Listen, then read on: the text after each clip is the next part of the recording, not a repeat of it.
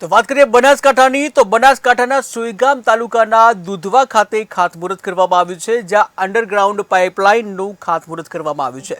ત્યારે નવનિયુક્ત ધારાસભ્ય સ્વરૂપજી ઠાકોરના હસ્તે ખાતમુહૂર્ત કરવામાં આવ્યું છે, જ્યાં ખેડૂતોને ખેતરે ખેતરે પાણી મળે તેવું વ્યવસ્થા કરવામાં આવી છે તેવું ધારાસભ્યે જણાવ્યું છે। જ્યાં સ્વરૂપજી ઠાકોરે અસામાજિક તત્વોને પણ ચેતવણી આપી છે, ત્યારે ગરીબ પ્રજાને હેરાન કરવાની કોશિશ ન કરતા તેવું નવનિયુક્ત ધારાસભ્ય સ્વરૂપજી ઠાકોરે કહ્યું। ત્યારે 7 વર્ષથી વિકાસ રૂંધાયો તેનો પૂર્ણ કરીશું વિકાસ, જ્યાં કેનાલમાં પાણી, આરોગ્ય, રોડ રસ્તાની સુવિધાના પ્રયાસ કરીશું તેવું નવનિયુક્ત ધારાસભ્ય સ્વરૂપજી ઠાકોરે કહ્યું હતું। ત્યારે સુઈગામ તાલુકામાં ખાતમુહૂર્ત કરવામાં આવ્યું છે, ત્યારે આવો જોઈએ સ્વરૂપજી ઠાકોરે શું કહ્યું।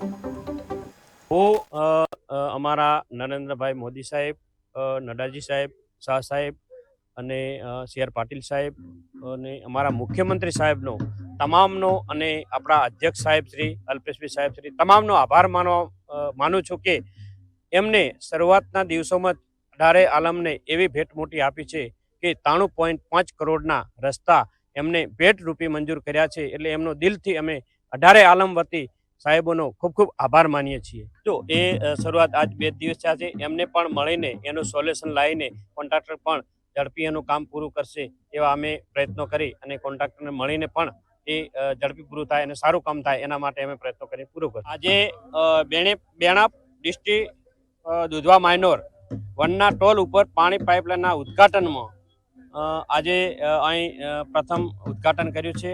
એમાં દુધવા, સેડવ, ગોપારખા, ઉચોસણ, નવાપુરા, લીંબુણી, રાજપુર તમામ ગામોને પાઇપલાઇન દ્વારા પાણી મળી રહે એના માટે આજે ઉદ્ઘાટન કર્યું છે અને ટૂંક સમયમાં દરેક ગામોમાં પાણી પહોંચતું થશે અને આવા અવનવા જ્યાં પાણી નથી પહોંચ્યું ત્યાં પાણી પહોંચાડવા માટે પૂરેપૂરો અમે પ્રયત્ન કરીશું। હું આ વિસ્તારના કોઈ પણ ગરીબ લોકો હોય, જો ગરીબ લોકોને કોઈ અસામાજિક તત્વો હેરાન કરતા હોય તો એમને કહેવા માગું છું કે હવે તમે થોભી જજો કે આ નાની નાની સમાજો છે એમને કોઈ રીતે કોઈ હેરાન કરશે તો આ વિસ્તારમાં હવે ચલાવી લઈશું નહીં ને આવનારા સમયમાં તમામ સમાજ સુખીથી, સંપન્નથી, ભાઈચારાથી જીવે એના માટે હું અપીલ કરું છું। હું